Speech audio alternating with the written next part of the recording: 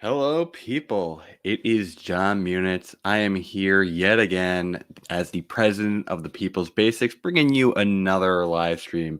Today, we are going to be going through Andrew Yang's policy platform for mayor of New York City. We are continuing our series that we started yesterday of covering the candidates within the New York City race. So, for those of you who have not seen it yet, we had yesterday's video going into depth on the candidates who are a little bit more lesser known. Let's just put it that way. A little bit more humorous because, some platforms are a little bit more fleshed out than others. So there was some people who basically didn't have anything and we got to have a little fun. But now we are focusing in on some of the more serious contenders.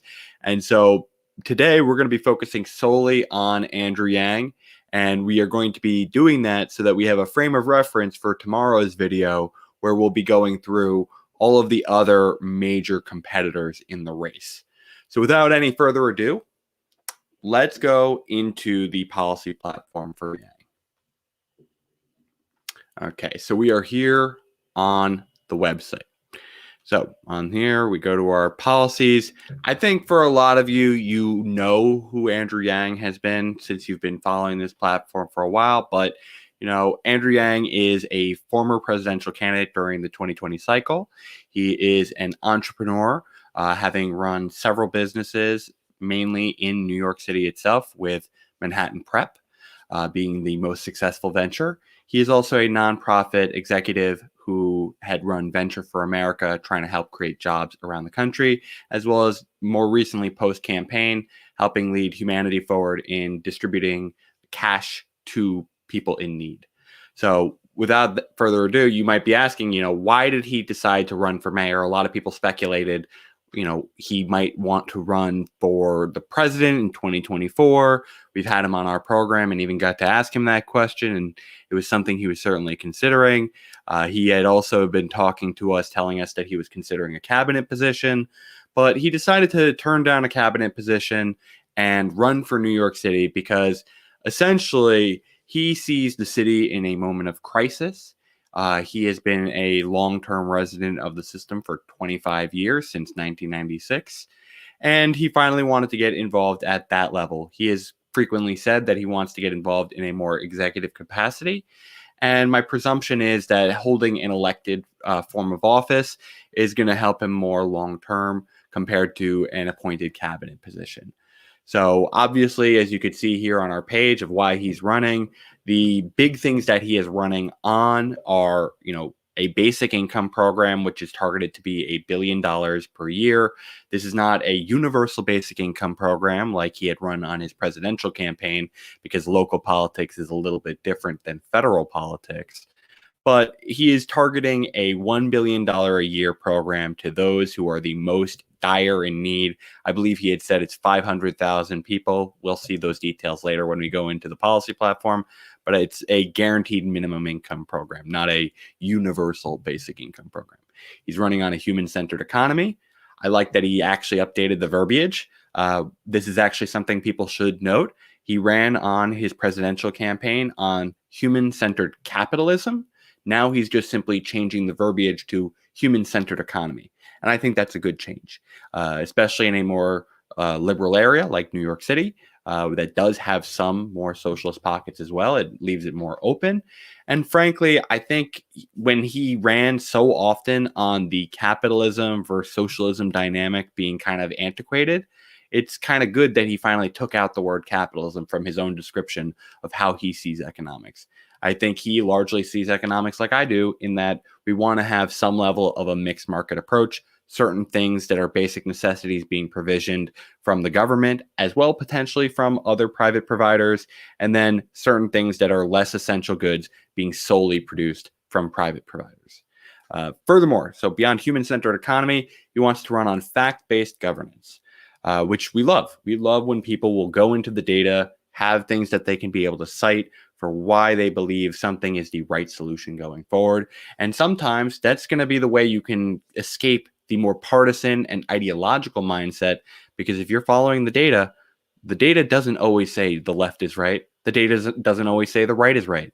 there are solutions to problems that are not partisan solutions. More often, and this is why we generally are a little bit more center left here, tend to be more solutions that are better when it comes to like a social democracy, which is center left. But there are solutions from across the spectrum that deserve consideration. And if the data backs it up, we should be considering that.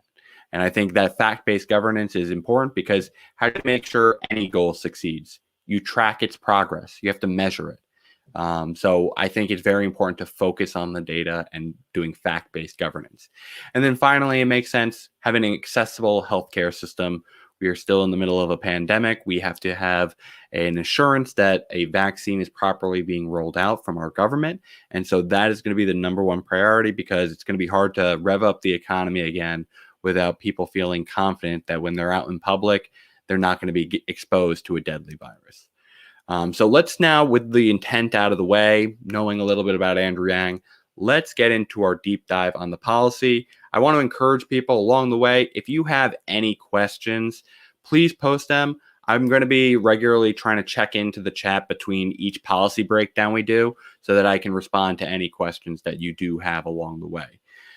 So first, let's go into the policies. Let's look at the headline. So first, cash relief and COVID recovery.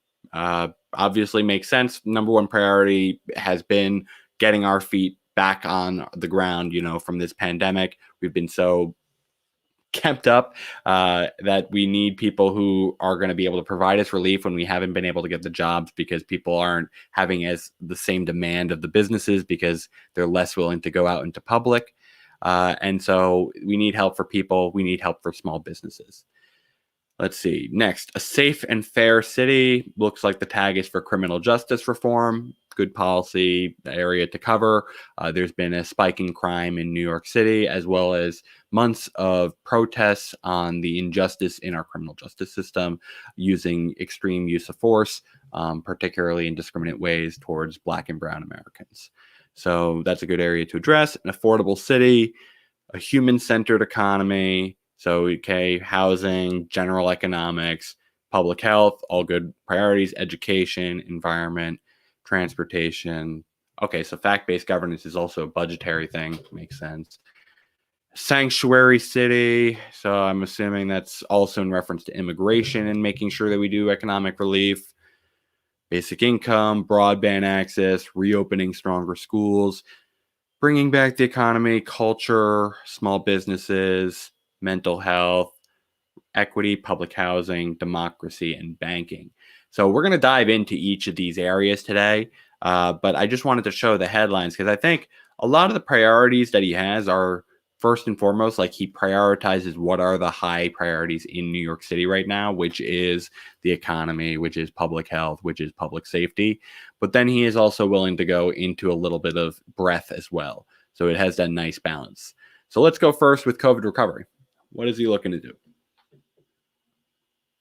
So one of my favorite things usually, and I missed this on his past plans, he used to do a lot more bulleting in his past plans to give you that summary breakdown, but we're going to give you a nice read through of this.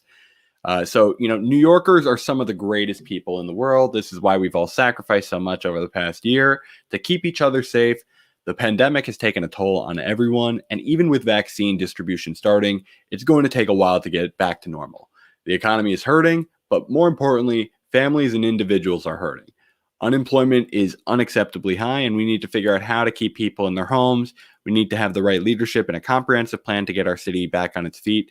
The pandemic has been the most devastating to the most vulnerable New Yorkers. This means we must tackle poverty and homelessness in a meaningful way and prevent more families from losing their homes as we face the largest eviction crisis this city has seen.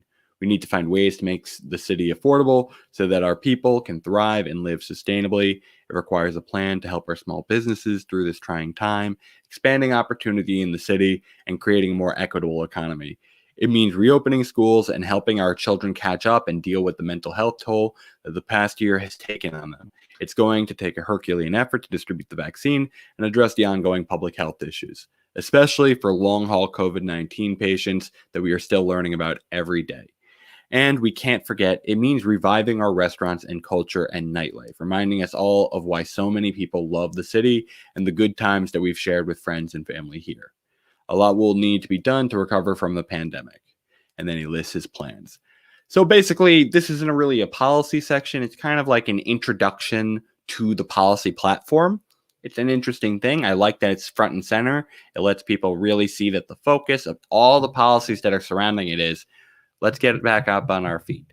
So no meat here yet to dive into, but it's good to kind of lay out the holistic vision and introduce people to what your real priorities are and why you ran. So let's go to our next one. So a safe and fair city. So his next one is he wants to talk about criminal justice. So public safety is a rising concern. The pandemic has already shaken people's sense of security, making the recent rise in crime unacceptable. The city recorded nearly 450 homicides, the most in a decade. At the same time, generations of Black, Brown, and LGBTQ New Yorkers have been failed at all levels of the criminal justice system, from the federal to the state, to the city. Eric Garner, Khalif Browder, and Layleen Polanco are among the most prominent recent tragedies. But as the hundreds of millions in civil settlement taxpayers must shell out for NYPD and Department of Corrections misconduct make plain, there are far too many instances of inhumanity, cruelty, and civil rights violations by New York City law enforcement every year. We must hold law enforcement accountable for civil rights abuses against those they are sworn to protect and serve. The Yang administration will work with communities and law enforcement as partners to combat the rising level of crime.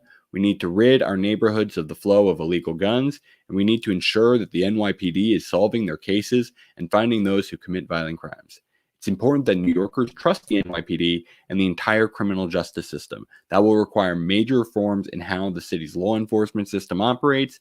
We need a just and safe city. We can do both at the same time. The Yang administration will name a civilian commissioner of the NYPD. We need the NYPD to fit into a larger criminal justice strategy. We also need to be more robust use of both technology and data to determine what is working. The Yang administration will expand violence interrupter programming to more neighborhoods and invest in different types of interventions and resources. The goal should be to diffuse potentially violent situations, not escalate them. Community leaders will be integral to our efforts. For the city to truly recover, we need all New Yorkers to trust that the city and the police are looking out for us and our communities. We have a lot of work to do to achieve that. So there's a couple notable things from this. One, he is trying to strike a tone of balance. So this has been an issue that can be divisive. Do you side completely on going after the police and potentially sacrifice people who are concerned with rising crime levels and general safety? Or do you go with the other side, who has been largely saying we need to completely support the blue? This is not an actual issue that the criminal justice system has right now, and completely ignores the discrimination and excessive use of force that is costing us, not just on a moral level, but costing us on an economic level as well. So he is trying to find this middle ground.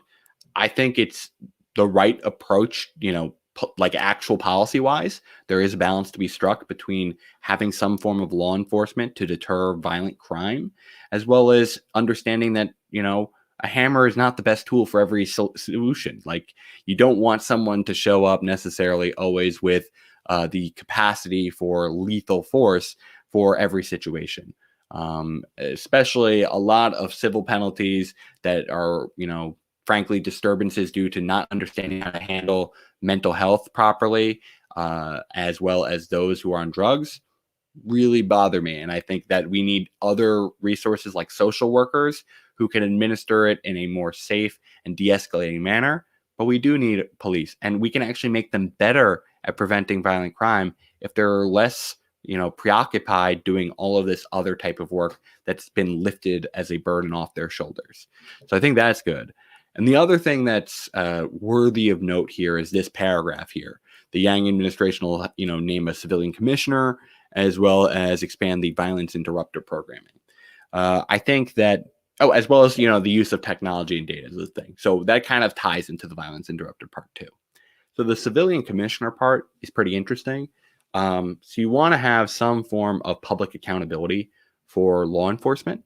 And so there is a lot of different ways you can do it. You can either have it be a different jurisdiction that is having oversight in top of the local commission to try and deliver justice. So you can have federal programs that are administering oversight. The other is they've had the idea, which Yang has proposed. It's not here on the page, but I know he supports this, having the police officers simply have to be natives of the areas to have that kind of level of just civilian engagement. They are civilians of the city themselves as well, because they are residents there. And then there's this approach, which is having the person who is the actual commissioner and is administering justice and policy basically for the new NYPD is an elected position by the public.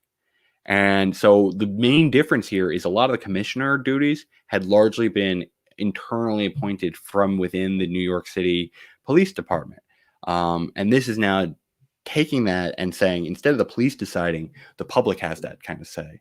And so there's a difference between, do you value the experience of someone who has for sure served in the police force, or do you have a little bit more freedom by making it more civilian led and voted on?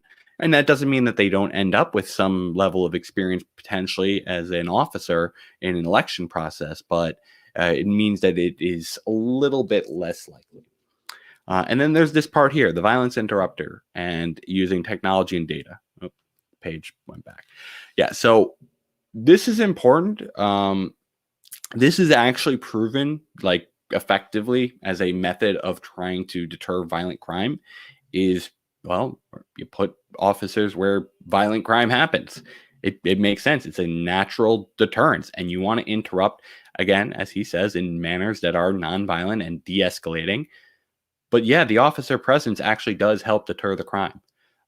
So there has been plenty of studies on this of like hotspot policing as a technique to show that this is successful. And he's absolutely right. It's very reliant on having good data, though.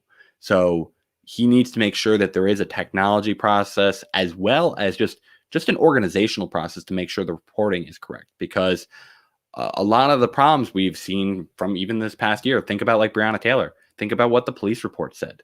You have to make sure that there are processes in place and accountability to make sure that we actually do have these insights to know where we need to direct resources. So I think this is good. It is a complicated issue. And this is certainly going to cost him some votes on the right and the left. But I think that this is the right middle ground position. So I think he's going to probably look good for having this. And he, as he says here, this isn't even the full plan. We've seen him talk about other criminal justice reforms from, I think, Campaign Zero's playbook of criminal justice reforms. But we'll see what he wants to put out as his full plan specifically for New York City in the days ahead.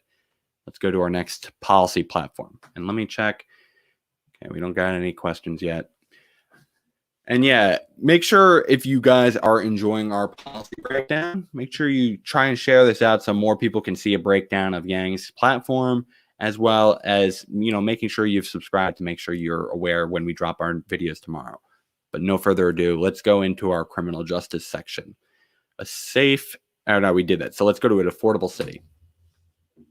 Okay, so to truly address the poverty and economic insecurity facing countless New Yorkers, we must begin by addressing the city's staggering housing and affordability crisis. In a city where over 400,000 tenants call public housing home and 44% living in market rate apartments are rent burdened, we need to take bold steps that drastically grow the city's affordable housing supply, while we also reinvesting in NYCHA.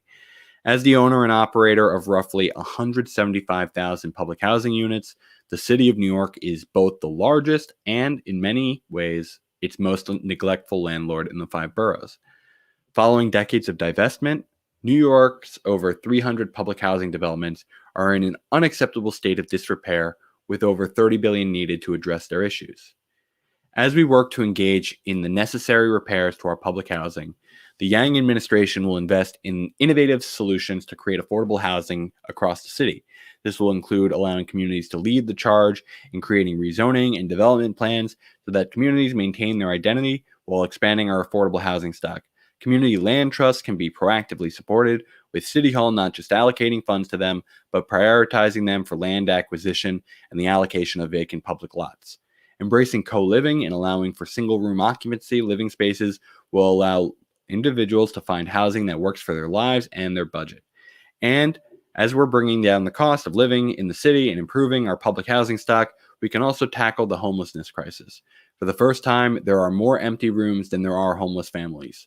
Instead of overpaying for hotel rooms, we can take advantage of this to provide a short-term solution with an eye towards providing transitional services to help all New Yorkers keep a roof over their heads and the heads of their children.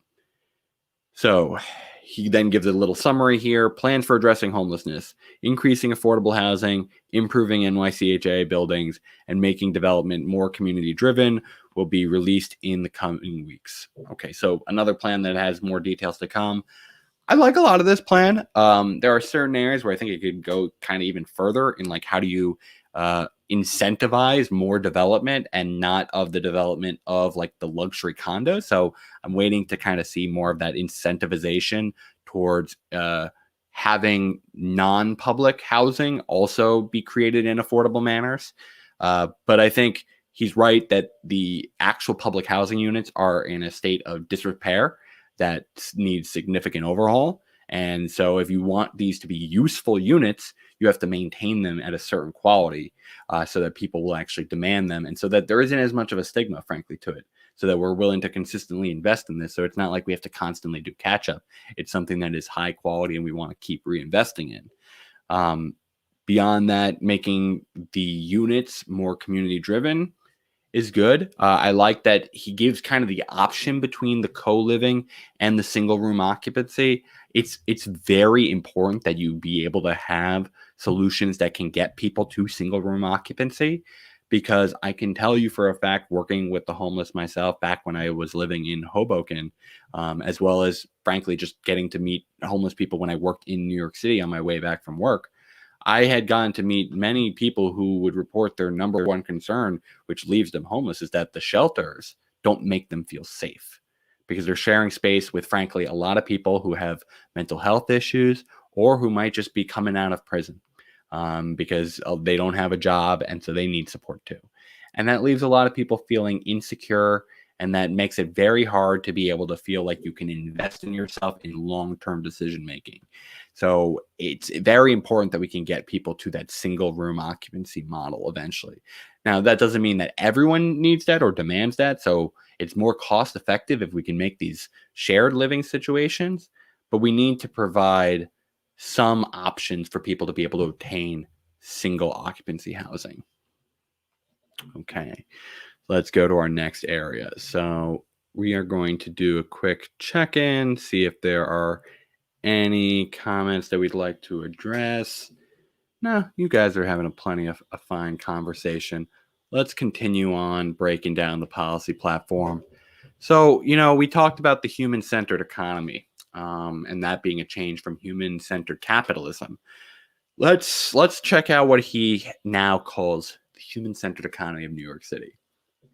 New York City is the world's capital for business, commerce, finance, media, arts, and culture. Yeah, I agree with that statement. New York City is home to millions of hard workers who were born here or moved here because they are driven to succeed. Small businesses can be found on every street, and new ones are being started every day. The sheer amount of ingenuity and drive in the city is staggering. The pandemic has knocked many of us down, but it hasn't knocked us out. It's time to get to work rebuilding the city's economy. We can't simply try to rebuild it the way it was. Too many New Yorkers were being left behind. Too many others were only one missed paycheck or unexpected bill away from economic disaster. Too many of our neighbors were living paycheck to paycheck and were unsure how they were going to pay for daycare and food and medicine and rent. And these problems have always hit marginalized communities the hardest. Short term, we need to focus on addressing the problems that have been caused by the pandemic so that we're back on sound financial footing and businesses are able to reopen. Long term, we need to build a more human-centered economy, one where the city supports its entrepreneurs and small businesses, where people can afford rent and have access to banking services at reasonable rates, a city where our financial industry supports the goals of communities, and where we can invest resources in allowing our people to thrive. The Yang administration will directly tackle poverty with the largest basic income program in our history. It will open a People's Bank of New York City so our public funds can be reinvested directly in our people and our communities. The administration will make it easier for small businesses to be compliant with regulations and work with them to build their customer base. It will work with entrepreneurs to create a new startup culture in New York City that will ensure the next big tech companies are homegrown.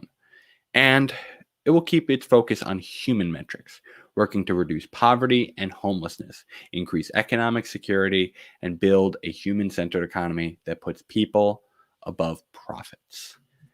Full plans to address the economy, jobs, and labor will be shared in the coming weeks. Again, this is kind of like an overview page.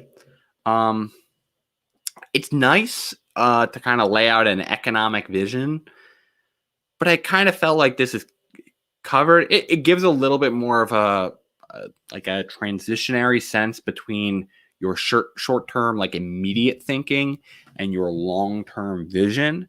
And it gives that nice sense of like, hey, we got to address the immediate issue of the pandemic, get ourselves on good financial footing so that we can start actually doing the programs that will build a humanistic economy.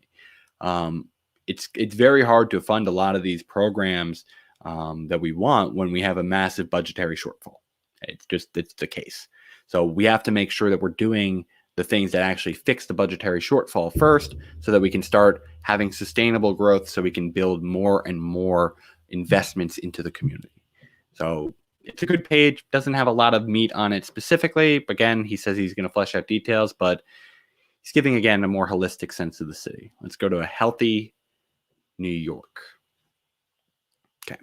New York City has some of the best hospitals and doctors in the world, but the pandemic laid bare where we still fall short of ensuring that all New Yorkers can live long and healthy lives, and the impact was felt disproportionately in Black and Brown communities, highlighting how much we're failing these New Yorkers. While the immediate concern must be ensuring the widespread and equitable distribution of vaccines and protecting those who haven't yet received them, especially those that are most vulnerable among us. We need to also ensure that the infrastructure we build to accomplish this can be translated into a long-term shift in the way that we provide care for all New Yorkers. This involves ensuring primary care for everyone while also focusing on prevention at least as much as treatment. It means helping the most vulnerable among us with mental health and substance misuse treatments. It's making our city healthier to live in by focusing on air and water quality and by increasing the ability to walk and ride and bike to get around. We need to ensure that the mayor's office is taking advice and working alongside public health officials to accomplish these goals, and that we are using data to identify vulnerable populations that aren't being correctly served. And as we just learned, we need to start preparing immediately for the next pandemic, as we can't be caught off guard again. Public health experts will be central to the Yang administration. We will lead the nation in the COVID-19 recovery, but also confront the issues of mental health, depression, and drug dependency in new and innovative ways. Again, we have some of the best doctors in the world and some of the best hospitals. It's time to ensure that every New Yorker also has the best access to healthcare. A full public health plan will be shared in the coming weeks. So, again, another area where it's like I may sucker for the additional details to come, but I like a couple senses here.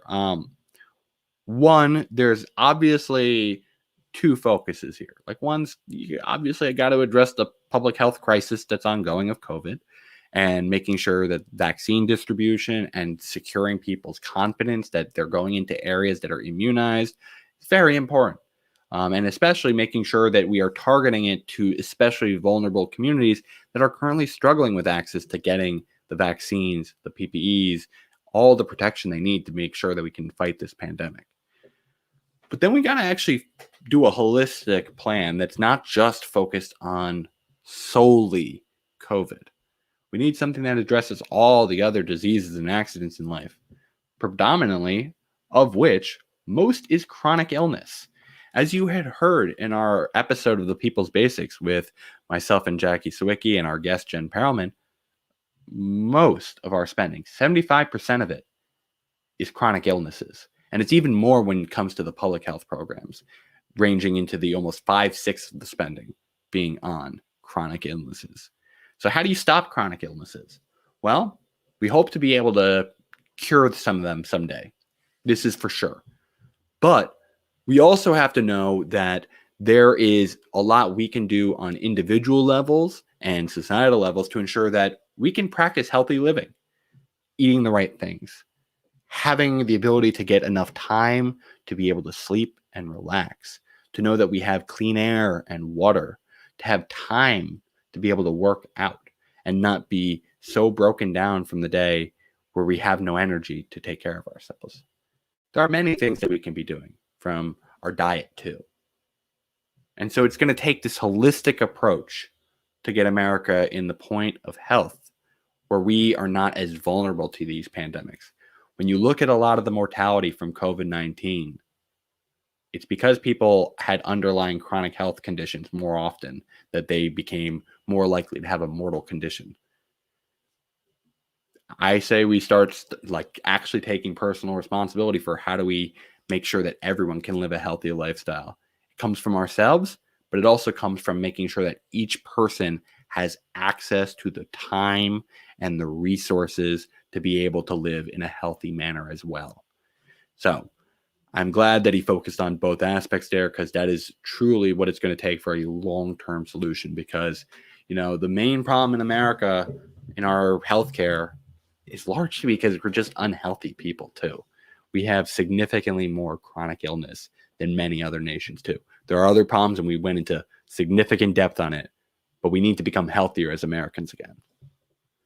Let's go to our next one, though. Let me actually quickly, before I go into that, let me check the chat, see how we are doing today. Okay, let's go back into the policy breakdown. Okay, so we are going into education. So education, we're going to presume this is going to touch on all levels, pre-K, public school, maybe even our CUNY system. Forward-thinking education. Andrew is the proud parent of a New York City public school student, and he knows the incredible job that our public school teachers do every day. New York City has been a national leader in education since the establishment of the New York City Board of Education in 1842. Our schools count as alumni, Nobel Prize recipients, Supreme Court justices, Oscar winners, and leaders in every professional field from almost any imaginable background. Our K-12 education system outperforms others in large, diverse cities, but we can make it even stronger. We've seen some recent success in our increased high school graduation rate, especially among students of color. A 7.5 percentage point increase in graduation rate since 2014, with 8.6 for Black and 8.3 for Hispanic students. We've expanded our education system to provide universal pre-K. We are moving in the right direction, but we still have a long way to go. First, we need to safely reopen schools. We must take what we've learned in the pandemic, especially with respect to the inequities in the system, and create a truly modern education system that can serve as an example to the rest of the world. We also need to find a way to make sure that all children with unique needs can have them met by our public education system. Andrew is fortunate that his family can afford to navigate the system for his older son with autism. But we must ensure that all children receive a free and appropriate education. We have the best teachers in the world, and we need to support them in teaching their students and generating materials that can be used to enrich our curriculum. We can expand our curriculum to teach more life skills and critical thinking, while also bringing in viewpoints and stories that are traditionally left out. And we can expand the ways that we evaluate students to take into account the varied strengths of these children. We have one of the largest and most well-respected public university systems in the world. We can also create more tracks for people to invest in vocational training, identifying key needs in the city that require such specialized training, especially in the green energy space. Andrew is grateful every day for the educators who have provided a world-class education for his sons. He's excited for the opportunity to support all of New York City's teachers with resources and the freedom to innovate in the classroom while also increasing access and equity for our children. And then again, plans coming out. So, couple things here. I like a lot of it. I would say most of it. I would say one of the things that is also kind of noteworthy for the New York City public education system, which I did not see him touch here. I've seen him touch it on other interviews, but there's a lot of segregation in New York City schools, and it's primarily due to where we kind of staff our kind of more selective schools, and where we put resources. So there's certain areas that are like highly demanded, and then we have usually a testing system that enables more often more affluent people who have the ability to do test prep and who have had higher education beforehand, or not higher education in the sense of college, but like a higher quality of education beforehand before these tests are administered. They end up doing better and they end up just getting in. So I would have liked to see him touch on that, but I think a lot of what he covered here is good. He does address that we've been expanding the capacity to educate for those communities, and this is true, and we need to spread out the funding so it's not just like all focused on getting those students into these select schools. We need to spread the love instead of just having these just few good schools. We need to have more good schools. So that is certainly a truth. The other thing is reopening schools is an interesting debate. I generally have been leaning towards the side of agreeing with Andrew on this. I mean, obviously, we need to safely reopen them eventually. It's all just a question of timing and, how fast we do it and the methods we do ahead of time to prepare. But yeah, there's a ton of downsides of having our kids out of school for so long, to both the parents and the children. So I think he's absolutely right. We have to figure out how to do that safely. But I think it's a very dependent on the details. And it's like, well, what criteria are you going to use for making sure that happens? This is one of those things where it's like, you really just want to follow the experts on this. You set it as a goal, sure. You try and do initiatives that'll help get you there, sure. But you can't force it. You got to be patient. And I think Andrew understands that. He would not be someone who would sacrifice people's health for the sake of just getting people back into school. And then what else? Oh, and then the last point I'd like to bring up on this was addressing the need for specialized education, especially when it comes to people with autism and other neurodiversity issues. Not issues, just neurodiversity. Because I myself am someone who is on that spectrum, and I'm lucky to be on the low end of the spectrum. But it's true that there are differences in how people on the autism spectrum learn and the pace in which they need to go at, and they need more focused attention. And so often this leads to people considering more private school options, primarily because we're not funding our education system enough to give specialized education for people who have neurodevelopmental disorders. So yeah, he's absolutely right that we need to provide that through our public schooling system. But it's also, in my view, something that's important that we give options in the meantime.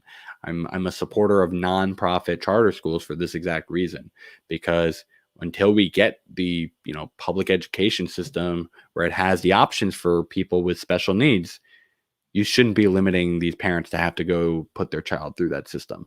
And you can't also expect them to say the only alternative is teaching them yourself. So I think there is a option for more specialized private schooling and charter schooling. But we need to start expanding the capacity of our public schools, and these charter schools and all that can't come at the cost of those public schools. We need to invest in our public schools. Okay, let's go to our next policy section. Okay, we are going now to the environment. Okay, and I want to encourage everyone to, again, share the video so that others have seen the full policy breakdown of Yang's platform. More people need to just see the actual detail, because you'll see some of them we'll get to eventually, but So many people are just thinking he's a man who just wants to build a casino and build TikTok houses. So much of this has been things they've never seen. So highly encourage you, give a nice share of today's video so that others can see a full breakdown of Yang's policy platform. But without further ado, let's go into the environment. So New York City faces significant challenges in making our air cleaner and our coastal areas secure from rising sea levels. In Hunts Point in the Bronx, emergency room visits for children with asthma were double the citywide rate. And the city's vast coastal area makes New York one of the most susceptible cities in the world to climate change. We've already seen the impact that Hurricane Sandy had throughout the city during and after the storm hit. In fact, Andrew's son was born during Sandy, a nerve-wracking moment for the Yangs as it was for all New Yorkers. Had not heard that story before, Yang. Very interesting. A Yang administration will focus on efforts both big and small. We need to scale up community retrofit New York City so low-income communities see the benefit of more efficient buildings. We're also going to paint streets brighter colors and expand the Color Roofs program to lower the city's temperature. And we're going to require window screens so people don't have to choose between letting fresh air in and keeping bugs out. And the Yang administration will work tirelessly to implement larger initiatives for a more sustainable city. We will reduce carbon emissions by fully electrifying the city's vehicle fleet by 2035. 5 years before it is currently scheduled. We will pursue updating the zoning in manufacturing districts, especially low-income neighborhoods like Bushwick and Brownsville, to allow for safe commercial urban agriculture. And we'll focus on keeping people safe by working with families and communities who want to move out of flood zones but may not have the means to do so. Environmental justice must be part of our planning across the city for transit, for development, for housing, and for so much more. Reacting to climate change will need to be top of mind in everything we do. So, things to analyze here. I like that it is it's kind of focusing on two main aspects, in my opinion. Three main aspects. So it's like you got quality of life, you got the inequities of kind of the general system and making sure that it is targeted to the most vulnerable in the area. And then it's also trying to choose just innovating. It's not just just all electric vehicles. It's also things like how do we make sure that the city is a more comfortable environment while we are transitioning, whether that be the making sure that people can have windows that have screens, the coloring of roofs so that the actual cement is not as warm and the buildings aren't as hot. These are little things that make a big difference in helping kind of transition through. Because one of the things with climate change that's important to note, it's already here. It's not coming. We're already going through it. And that means, again, during these summers, and for any of you who have not lived in New York City, a lot of units don't even have AC. So, yeah, there's going to be a big struggle during those heat periods. And because the area is so coastal, and frankly, it's been one of the areas that has had one of the highest rises in temperature on average. It's a prime area for sea level rise. And so we are going to have to help move people who are by the coast inward eventually. And so, yeah, it's going to take some actual transition. And that's going to take some effort from the government level. It can't just all be reliant on individuals selling off their homes and getting out of there, because it's going to be kind of hard to sell off homes when homes are underwater. Although the Ben Shapiro's of the world would say there's no issue with that. Let's go into our next section here. Transportation. Oh boy, this is a big one for New York City.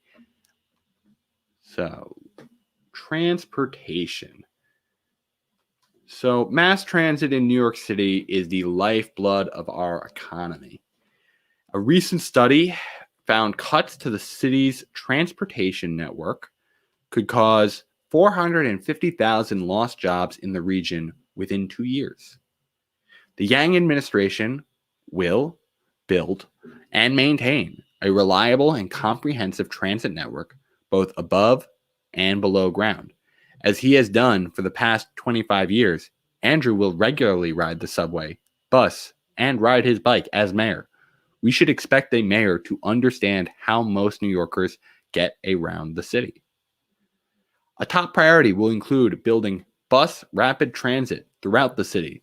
Every New Yorker in every neighborhood should expect affordable and fast transit. The 14th Street busway is a great example of what we can accomplish. And within 10 years, we will electrify our entire bus fleet. In addition, for the Yang administration to improve and integrate our subways, buses, and bike infrastructure, the city must be able to take municipal control of its own transit network and not rely on the state-run MTA to get it right. The Yang administration will also expand the Fair Fares program so that CUNY students and others that can afford to get around, and others can afford to get around. No one should be turned away from public transportation. Okay, so a lot I like here. So one, it's making sure that there is an actual expansion of access, which requires making sure that there are more buses and more bike paths and all these ways that we can kind of sustainably get around the city, that they're actually there. Because as he said, with the bus rapid transport, we need to make sure there are buses everywhere so that if we're going to make busing affordable, well, everyone should have it. It shouldn't be like you're funding public transportation, but then there's none around you. So yeah, we have to make sure that it's accessible everywhere. And then furthermore, to be able to do this appropriately, we want to have some level of transit control so that we have control over the paths that are offered and frankly, the scheduling. So on top of that, like one of the things I have advocated for has been free public transit. And there are bills that I like out there, kind of like Ed Markey's bill on free public transit, that would help localities be able to fund these programs because they'd have to be administered on a local level. The problem is with it on a local level, especially right now, is it's a budget problem. So I like that he is going more with the Fair Fares program compared to going free public transit. But I hope like post-pandemic recovery, Yang will consider investing in making the Fair Fares program like universal and free. So that's something I hope he'll expand on. But I love that he is looking to try and take control over our public transit, expand it, make sure that it's electrified quicker, and that it's targeting, again, like this is something that he's definitely focused on a lot more in the mayoral campaign compared to the presidential campaign. He's been trying to make sure a lot more often that he makes the efforts targeted to trying to address inequality areas. So not just like universal, but it's a bit more targeted. And it makes a little bit more sense on a local level where you don't have as much budgetary discretion as you do on a federal level.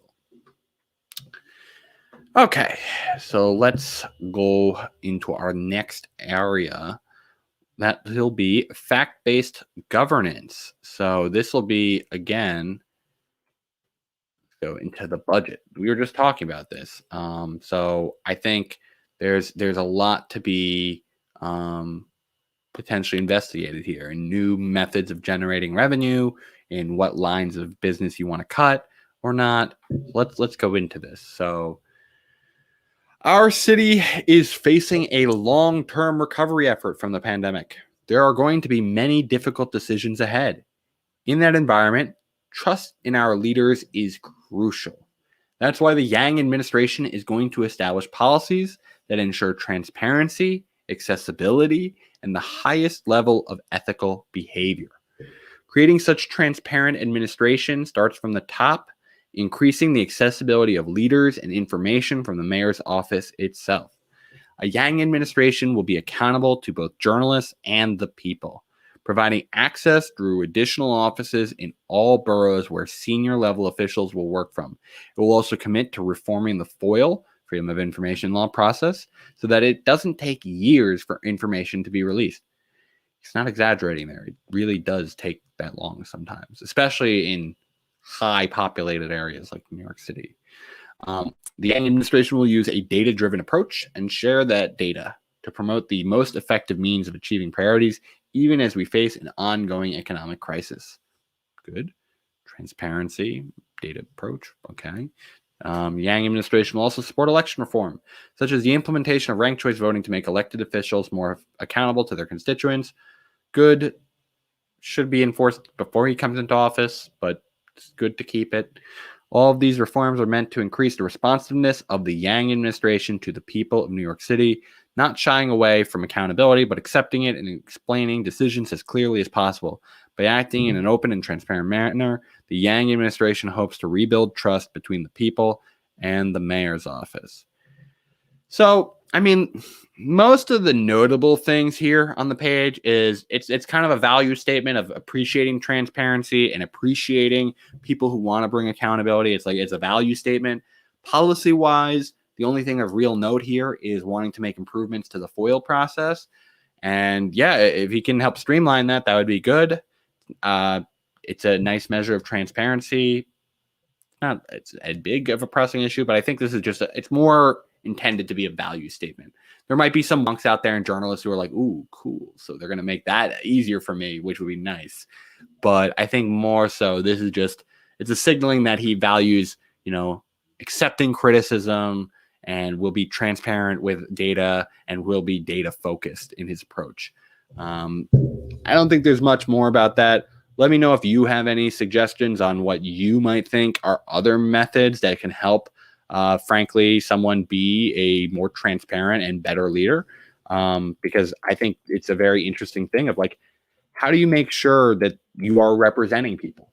That's the job that you're intended to do. Obviously, it's to do what you believe, and people will vote for you if they believe that represents you. But it's a two-way street. You also have to make sure that you're listening as well. So we want to make sure that you leave us any ideas that you have. So please comment letting us know if you have any ideas that you think would help improve that fact-based governance. Okay, let's go now to a sanctuary city. We might want to break this up into multiple parts because we are going a little long.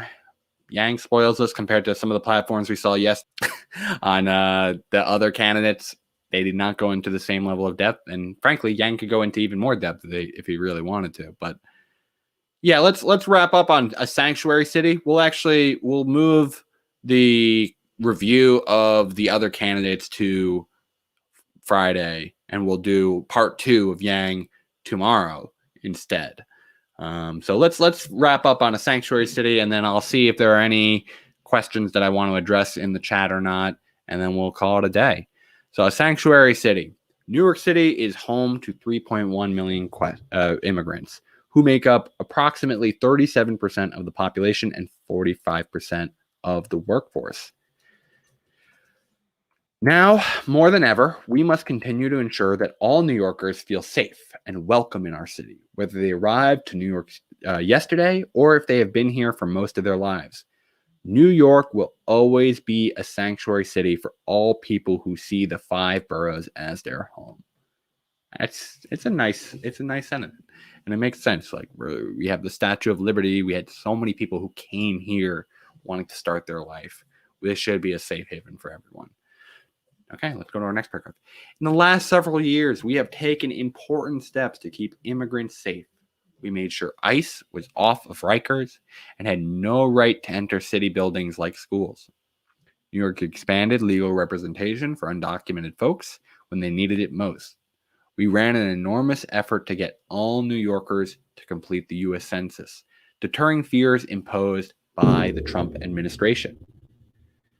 And in terms of cash relief, all New Yorkers are eligible for our cash relief program, regardless of immigration status, experience with the criminal justice system, or other life circumstance that cuts everyday people out of basic societal services. This basic income will be available to all New Yorkers, especially those who have been left behind by other protections. He wants to expand legal protections. New York City runs the largest immigration defense program in the country, the New York Immigrant Family Unity Project, providing legal representation to people who are in immigration proceedings free of charge. Okay. The data is clear. 48% of people with a lawyer who have to come before a judge in immigration court are successful in their cases, therefore keeping more families together. The Yang administration will baseline and grow this program to reach even more New Yorkers seeking service. Banking everywhere. A Yang administration will require all banks to accept ID NYC to open up a bank account. If banks do not accept ID NYC, the city will not bank with them. Expanding NYC Care. In 2020, New York City launched NYC Care, providing health coverage to people who are currently uninsured, namely undocumented immigrants, at Health Plus hospitals. A Yang administration will make New York City Care coverage accepted at other providers across New York City, similar to coverage for other health insurance programs. Language access. All city agencies are required to update their language access plans, but many immigrant communities who speak languages other than English find it very difficult to get services in their preferred language. A Yang administration will ensure that all city agencies and contracted providers make language access a top priority, with real-time translator provided by the NYC app to serve New Yorkers seeking services in that language, in the language that is most comfortable for them. Okay, so this is an area of Yang's platform that is primarily focused on, again, making sure that we are an inclusive city. Now, I have some differing thoughts on this in general. I think I am fine providing legal immigrants here that pathway to having all of the benefits. I have questions about why we should be doing that for the undocumented. We should be helping them get into a transition process and getting them into a temporary, full, legal immigrant status. But I think it's going to be very hard to sell a lot of these programs and grow them if it's feeling like the money is being sent to the most poor, and that's inclusive of undocumented immigrants. Like, what stops people from migrating to New York City and then demanding that? I don't hate it. I want to be inclusive, but I do have concerns about extending some of these things to undocumented immigrants. I would say certain services like banking services and the language access, 100%. But to just be sending out benefits, I'm not as sure about. And I have some concerns. I would want to make sure that we are making sure that the people who are in New York City, first and foremost, are getting cared for. And I would hope maybe one of the things to do is there should be some level of a residency requirement. Because I do worry, what is the situation where you have more and more immigration to just New York City? That can cause its own problems. So something to consider. But that's really all that we're going to be covering today on Yang's platform. We are going to be going into a part 2 tomorrow. So we highly encourage you to stick around for that. Come tomorrow. We'll be back at 1 p.m. Eastern time again. Please, I hope you will take a moment to like today's video and share it with others. But my friends, thank you for sticking by and getting to learn a little bit about Yang's platform. We'll be doing a little bit more of this tomorrow with you all. So we'll talk to you all later, and I hope you all are going to be staying basic out there.